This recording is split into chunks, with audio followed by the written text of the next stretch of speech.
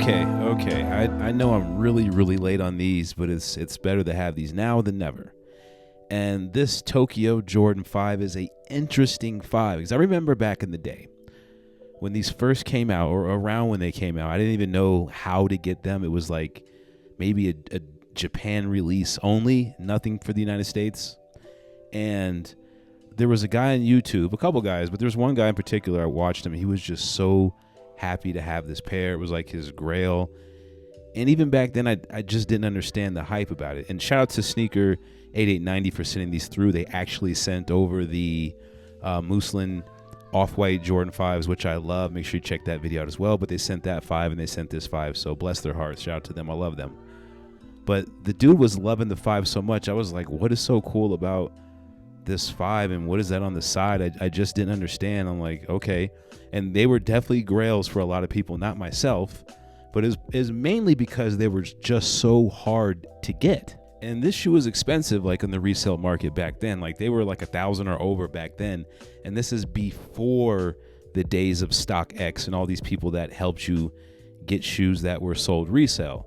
And I just kind of never understood the hype for them because, I mean, you know, they're not all that crazy looking to me. There's some very nice transitional suede on these, by the way. And I kind of went a little crazy with the suede brush on here.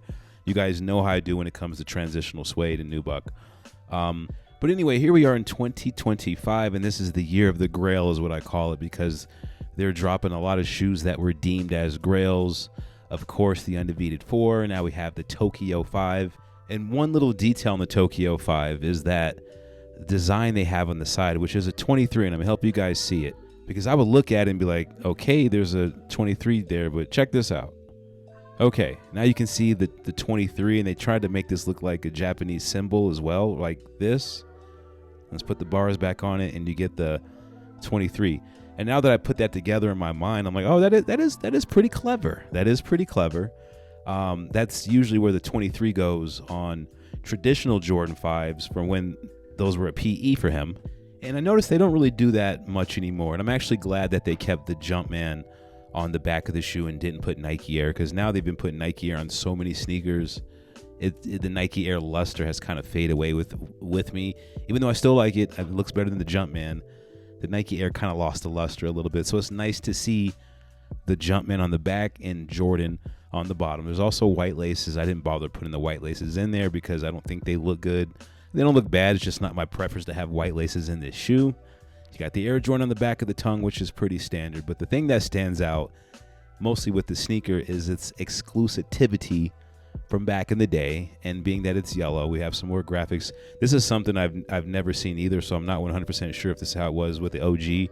I'm sure it was, but there's some more. Hold on, let me pull the other insole out. It's a really good insole. It's the polyurethane insole. This is one of the best insoles you can have, and it has a little bounce to it, very squishy, very comfortable.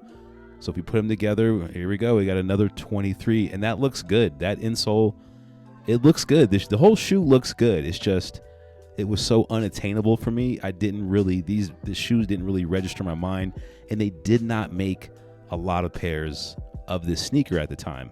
So I think it's dope that they did do a re-release this year in the Grail year. Why not? Undefeated came out.